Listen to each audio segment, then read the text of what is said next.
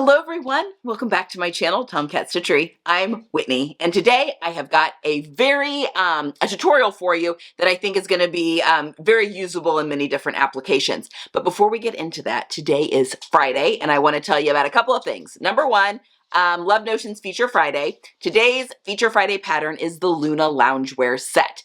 This is the pattern that I hands down wear more than any other Love Notions patterns because all of my pajamas are the Luna Loungewear. So I am wearing Luna Loungewear at least once every single day as I'm sleeping. I've got multiple nightgown versions. I've got multiple tank and bottom versions.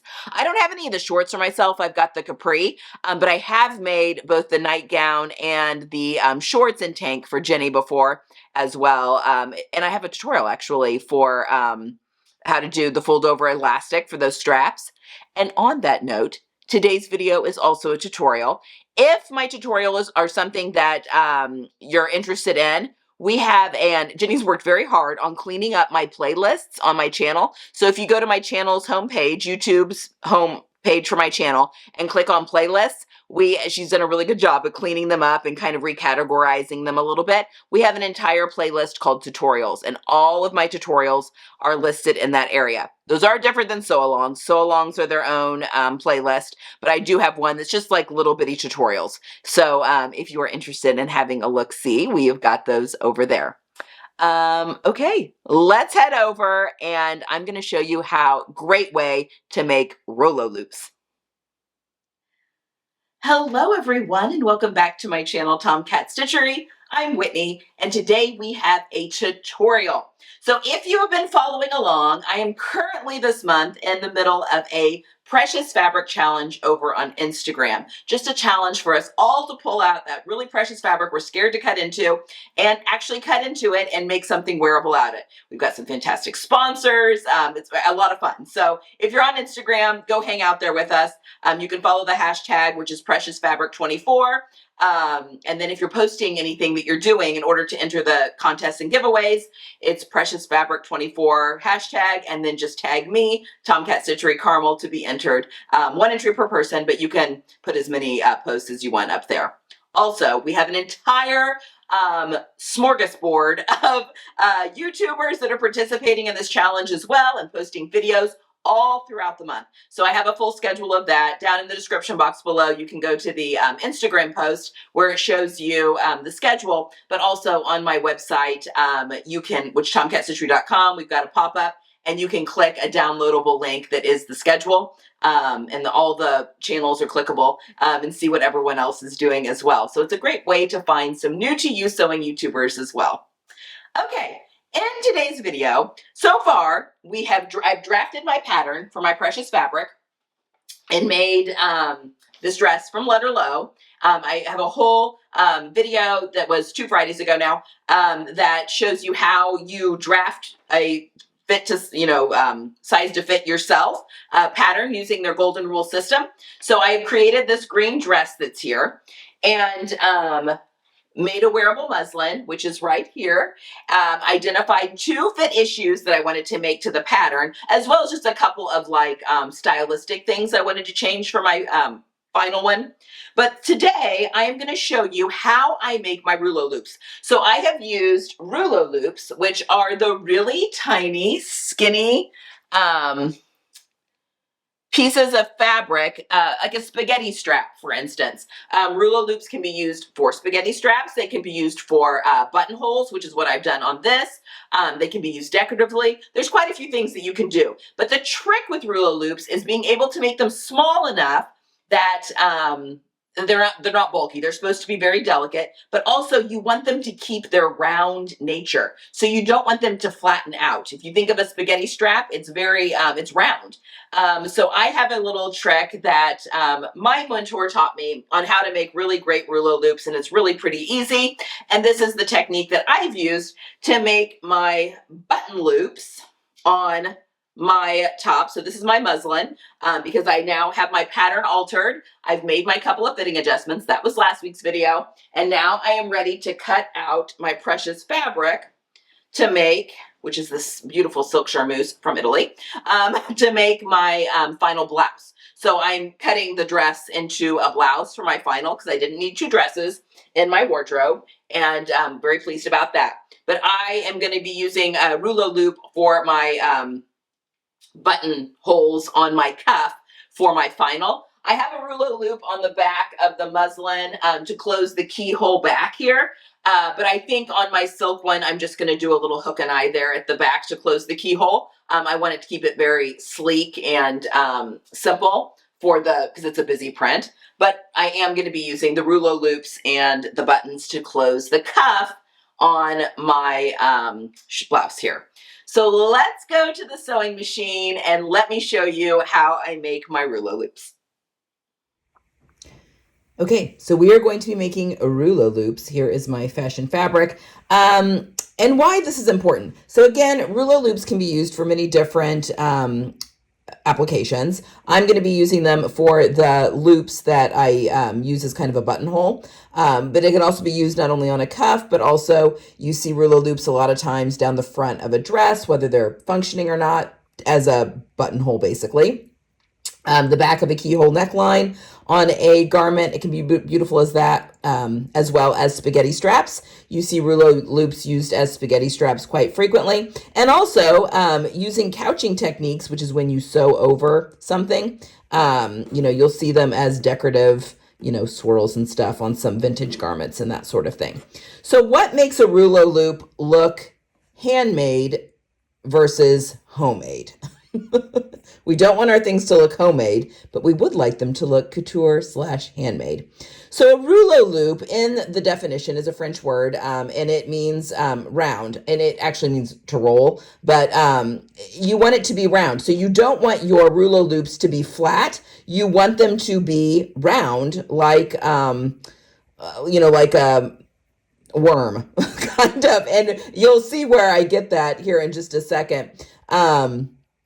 But you want them to have some plumpness to them. You want them to be small. You don't want them to be too thick. So you want them to be nice and dainty, but also keep their plumpness. So there's a couple of things that I learned from my sewing mentor who did a lot of evening wear and bridal on how to do this an easy way, quick way. And just a few things that you can do just to kind of take your sewing details up a notch, basically. So hopefully this tutorial will do that for you. So this is what we're going for, a nice thin round rouleau loop.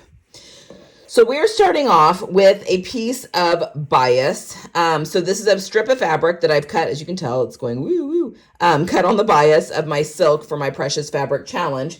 And I have cut these, you can really cut them whatever width you want, 1.25 inches, because that's what I was cutting for the plackets, for the continuous lap plackets that I was doing for the shirt. So I just went ahead and cut these 1.25 inches, which is going to be way more width actually than I'm going to end up needing. But we do want a little bit to play with so that we're not like, because we're going to fold these over on themselves, so that we're not really struggling to get these up underneath our machine.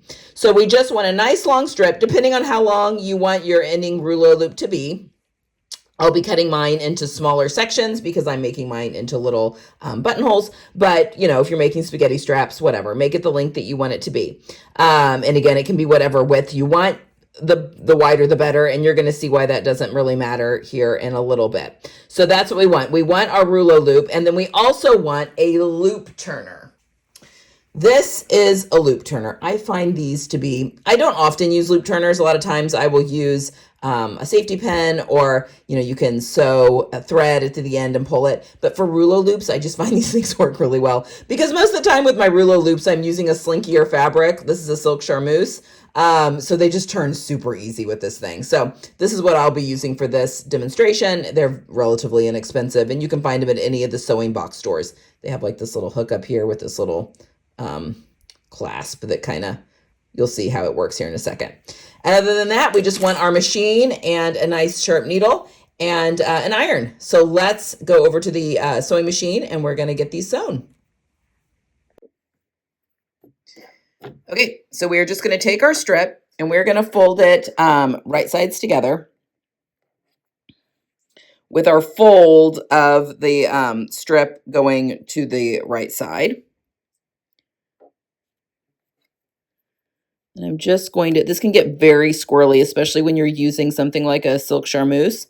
But I am going to be sewing. I want to line up the fold to like a scant 1/4 inch. So the 1/4 inch is right here on my machine, and I'm going just right inside of that. If you are a quilter, you know what that means. And I'm just going to do a couple of stitches. And I am going to back stitch just so nothing pops out when I'm pulling it right sides together. And I'm not pinning anything. I'm just going to slowly go and sew that at a scant 1/4 inch because we want this to be very delicate. And I'm just, again, folding it right sides together as I go.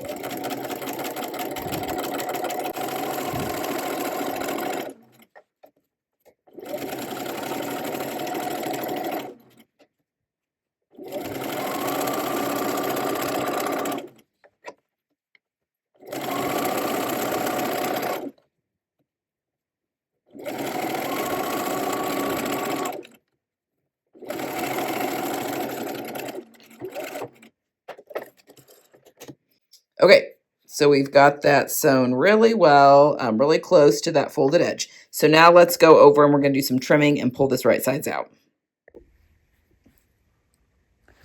All right, so now that we have sewn our edge, we want to trim the raw edge over here on the side to where it is basically that stitching line is equal in between the fold and where you're cutting. So we want about an equal amount of seam allowance as to fold left. Hopefully that makes sense. Because we want the seam allowance to fill the area when it's turned right side out. So we really don't want to cut this too close. And these Kai scissors are the absolute best for cutting silk. They grip. And I have a discount code for our Kai scissors on the website. So if you go to the resources on my website, there is a discount code for Kai scissors if you're in the market. All their scissors, all their cutting, period. Okay.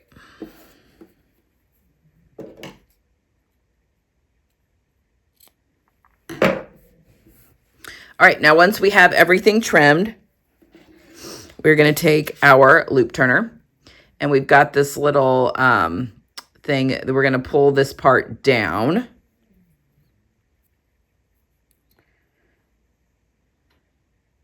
We want that to stay down. And now I'm going through that folded edge.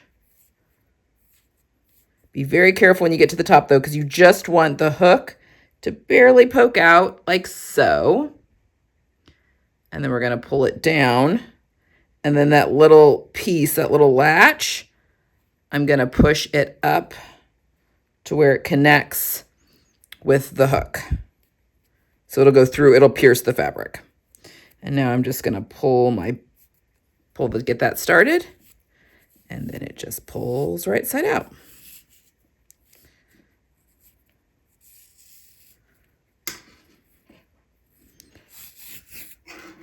Ooh, look how dainty this is.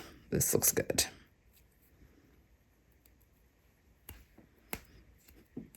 I just have to cut that off. Okay, now let's go over to the pressing surface, and I'm going to show you how we can make it really nice and round and give it a really smooth feel. So let's go over to the ironing board. All right, now here comes the fun little trick. So I've got my turned loop here, and I'm actually going to pin it to my ironing surface so that I've got one end secured up here. And with a steamy iron, this is my Oliso, I'm just going to hover and get it really good and steamy. And then just like when we made Play-Doh and clay worms back in the day, we're going to roll this in our hands. This gets everything nice and plump. And your seam may start to wrap around the loop. That's fine. That's fine. It should just kind of disappear.